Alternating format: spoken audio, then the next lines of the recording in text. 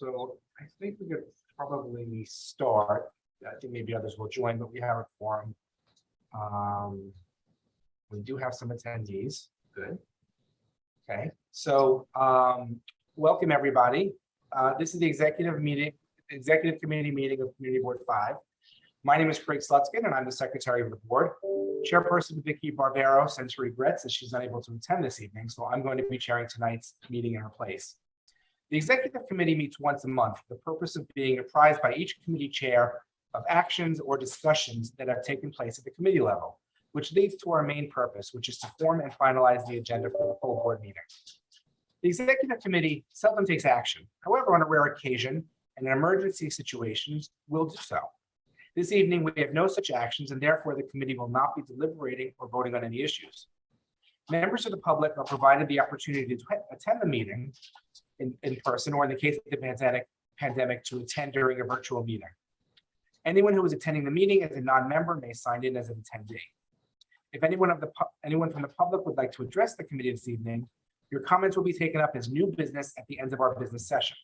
Please let us know by using the raised hand feature at that time. Please keep in mind that this group will not be deliberating or voting on any issues this evening. Again, the main purpose of the meeting tonight is to form and finalize the agenda for Thursday night's full board meeting. You can find details on our website, www.cb5.org. All members of the public are encouraged to sign up for and participate in the public session of the full board meeting on Thursday if they wish to speak on issues that are before the board for action or any other matters that may be of common interest to the board. That being said, let's begin. We're going to start off tonight with a report from our State Licenses and Permits Committee. Nick, please go ahead. Thanks, Craig. Hi, everyone. SLAP had one item on the agenda this cycle. It is application for an alteration to an existing liquor license at 151-159 West 26th Street, known as Crompton Ale House. This operation has been in business since 2014. They agreed to closing hours no later than 2 a.m., 7 nights a week. And they've come to us. They intend to apply to the State Liquor Authority for an extension of those operating hours till 3 a.m. The community was not in support of extending these hours for a number of reasons. Even at 2 a.m., there's a lot of disturbance on the street. There are at least 8 other liquor licensed operations on that block, and none of them are open past 2 a.m. This would be a very bad precedent to allow one to stay open later, and it would affect future applications on that block as well. We denied their request unanimously. And that was, what was the vote? I know it was unanimous, but what was the number? I don't have it. I don't have it in front of me. Like 13-0 from the resolution package. 13. Does anybody have any questions for Nick?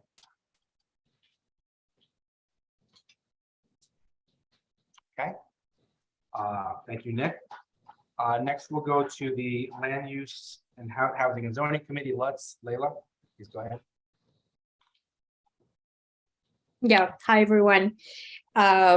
We had 2 applications this month. The first one is 44 Union Square East. This is also known as Tammany Hall. This was one of those really very technical, administrative, narrow, and of really no significance kind of applications. I mean, we're happy that they're coming to us, but quite frankly, if they had not, it was quite the same. It is an alteration to a variance from the Board of Standard and Appeal, the BSA. What the applicant wants is the ability to actually collect garbage in front of the building frontage on Union Square East rather than on the side street, which is East 17th Street. And there was another technical point of detail where there was some alteration to the variance that was made in 2019. in which reference to an elevator was dropped from the notes and needed to be reintroduced in the notes. We had no issue. Actually, if anything, we saw this as a positive that the garbage would be collected on the larger thoroughfare in front of the building. And we voted unanimously to support the application. Thank you. Any questions? Leila? Any comments?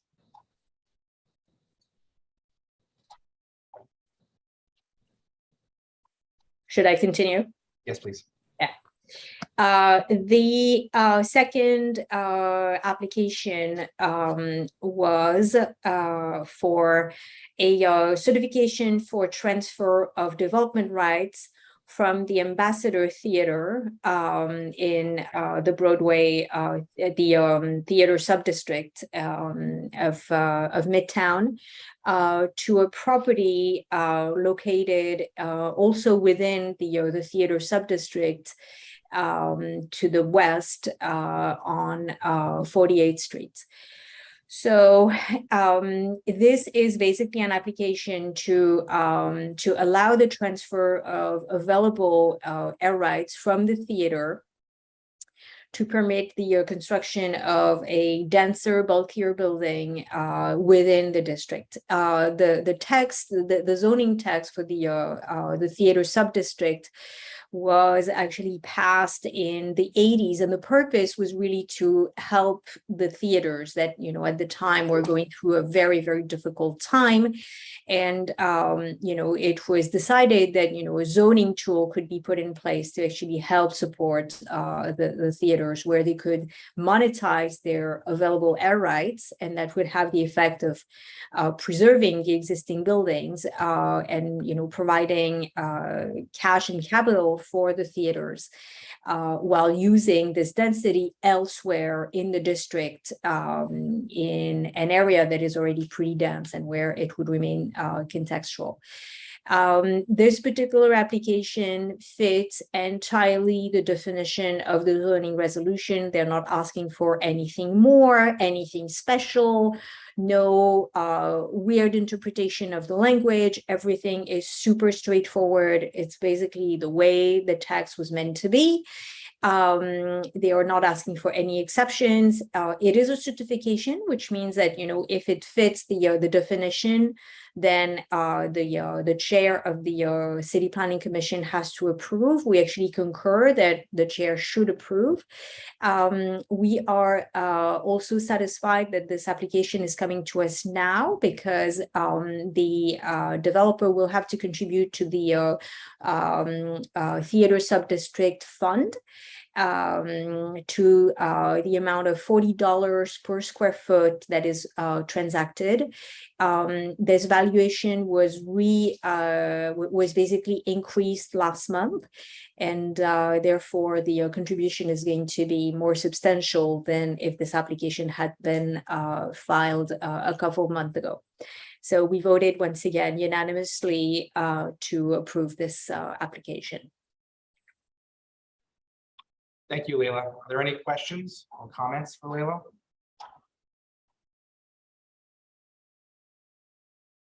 Okay, so you have those two, and then do you want to go through landmark? For landmarks, I'm actually going to ask Maki to give the presentation. She chaired the meeting yet again beautifully, and thank you for that. Maki, if you want to give the presentation, that would be awesome. Sure, Leila, and thanks so much. Landmarks actually only had one application for this month. It was for the Lexington Avenue Armory, otherwise known as the 69th Regiment.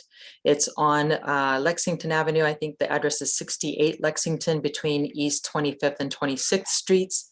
It is 5 stories high, and it's one of the first armories built in the Beaux-Arts style in 1906 by Hunt and Hunt. The application had a lot of different components, but basically they were designed to meet the functional requirements of the Armory, which is still being used as the National Guard Readiness Center. And they included the following, and I'll just list them real quickly for everybody's knowledge. It's basically to restore the ceremonial entrance doors and stairs, add 2 ADA entries, install 4 additional commemorative battle plaques, replace 2 historic lampposts, unblock an original annex door on 25th Street, install a roll-up door for vehicular access on 25th Street, and also add some mechanical systems on the rooftop. Now, those won't be able to be seen from the streets. And finally, to restore some of the historic windows to match the existing fenestrations. So those renovations are scheduled to start in 2024, dependent on approved funding, of course, and estimated to be completed in 2027. And they had an excellent presentation. The committee felt that the applicant was engaging, thoughtful in their research and analysis. They were very keen on maintaining the historic character of the building. However, the committee was very concerned about the proposed ADA doors, which were depicted as glass paneled with metal green framing and hardware that were pretty noticeably contemporary compared to the rest of the building. Even though the applicants did state that the final design was still evolving.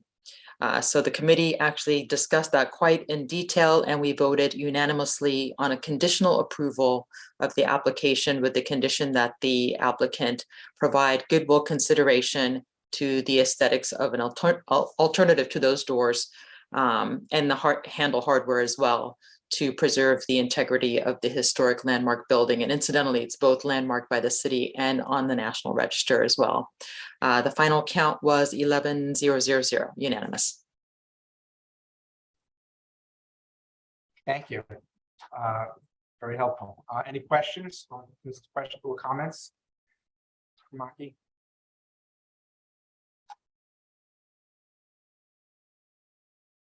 Okay.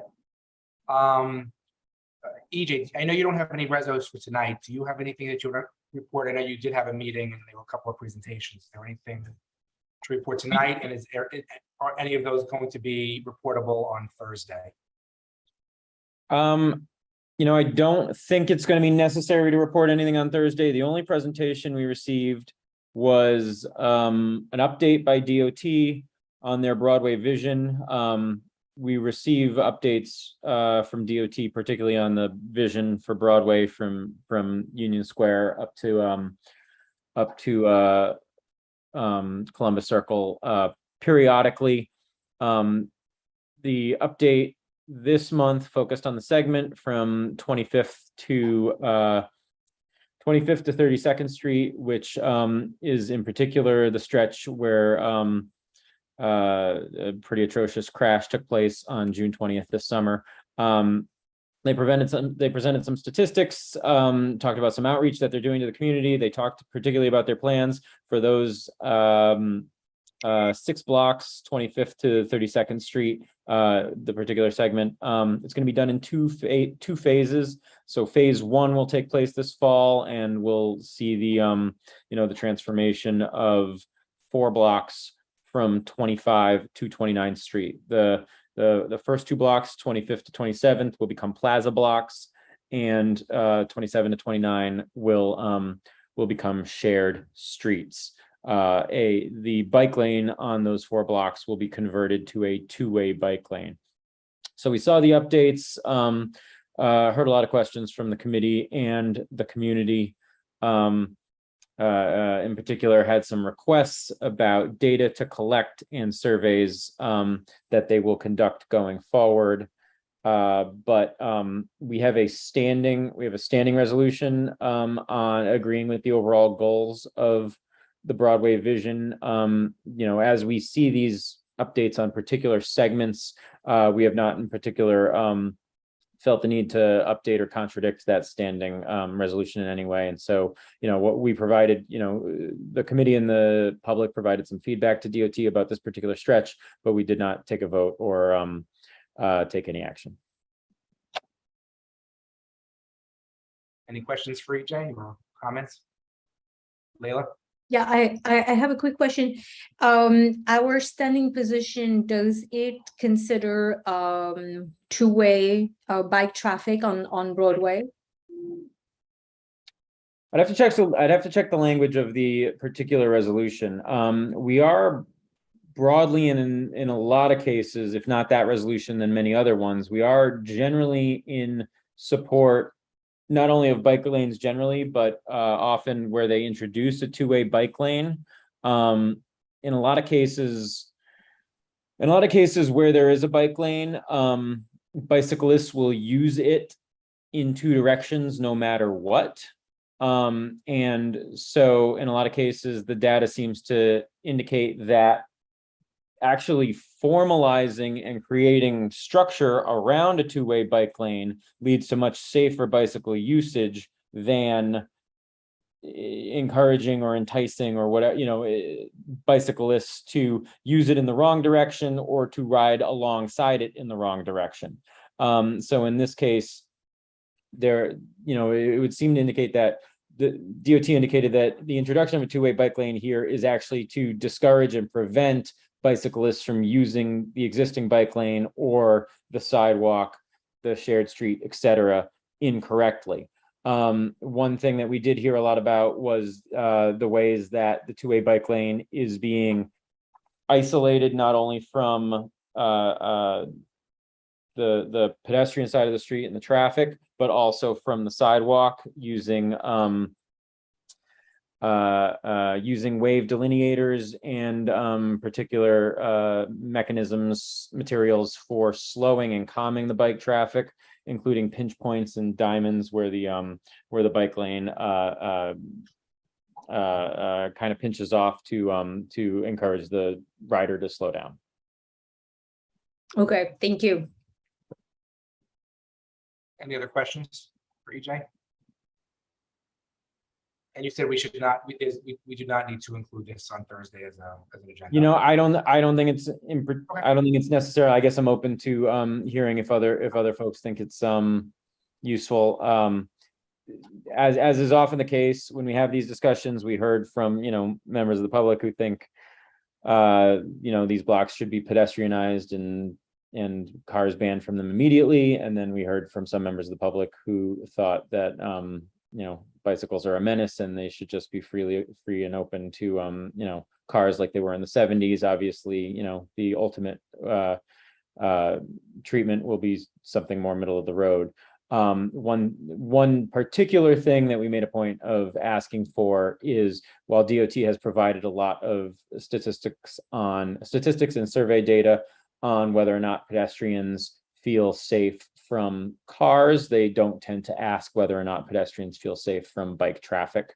And we've asked for that to be included in future updates. Renee? Hi, this is a little bit off point, but I'm really curious. Those motorcycles that are in the bike lanes all the time, are they bikes, EJ, or are they not bikes? Or do they belong in those lanes? Electric bicycles are legal and do belong in those lanes. Not those. Motorcycles do not. Are you talking about like Revel scooters? Yeah, exactly. Those type of little scooters that are motorized. I'd have to check. And Sam, I don't know if you know this off the top of your head as well. Those I believe are closer to motorcycles and probably are not supposed to be in the bike lane. That is correct. I believe that Rebels should be in the street, and bikes that have motors should be in the bike lane. I think the problem is that there are speeds at which the bikes can go once they've had people tinker with their motors that makes it a bike lane legal bike, but in fact should not be there because of the speed at which it goes. So that's probably why there's some confusion.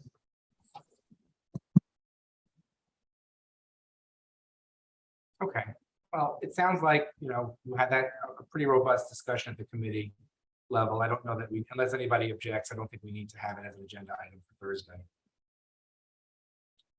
Renee, is there anything from the BEX meeting that you wanted to discuss tonight? I don't know if there is or isn't, but you had a meeting, I know. Yes, we had two things. We had a presentation and discussion on the redrawing of the city council district maps. It's of import, not to CB5 particularly, It's more of import to our neighbors to the west, which is Hell's Kitchen, which are being, they are having sliced into 3 different districts. Also on the east side in CB8, they wrote a letter because their map puts part of their district into Queens. We had Sean Coughlin of Councilmember Botch's office and Kate Shearer of Councilmember Rivera's office. And also Brian Lafferty was there from the Borough President's office, although there was oversight, he didn't present. We asked what we could do in terms of getting involved in the conversation. And they suggested that we work with the map. There were hearings on this. So the way that it works is there were preliminary maps that were published early in July, and then hearings were held, and then there was a second round of hearings. Those are over, but you can still play with, there's a map that you can play with.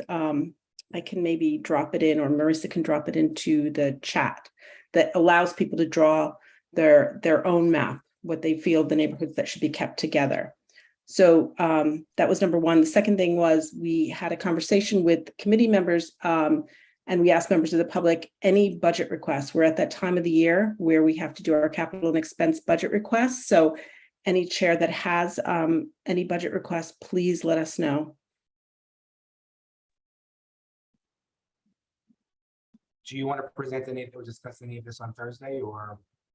No, I mean, not particularly, but I would ask that anybody in the committee, if they have budget requests or anything within the district that they've noticed that needs attention, to please contact somebody from Bex for sure, Marissa. Yep. So that being said, it sounds like we're just going to have reports from land use, landmarks, and SLAP. Layla and Nick, do you have a preference in terms of the order? No.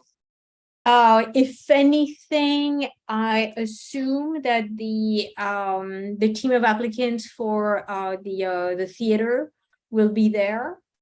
If it's a consideration in the order, then we may want to take that into account. So do you want to do landmarks and SLAP in that order? Yeah, if we can do land use first and put this one item, the transfer of air rights first, I think it would be appreciated by the team. Sure. Marisa, you have that? The switch in the, okay, great. Thank you. So I think in terms of the agenda, that's it, but I would like to open this up to new business. Before we go to the members of the public, are there any executive committee members who have new business? Okay, I will open it up to the public. If anyone from the public has any new business, please use the raise hand feature and we will call on you.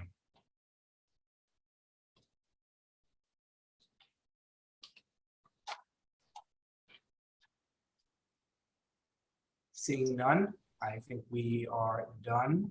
Thank you, everybody, for attending tonight, and I will see you. We'll see you on Thursday. Thank you all. Good Bye. night.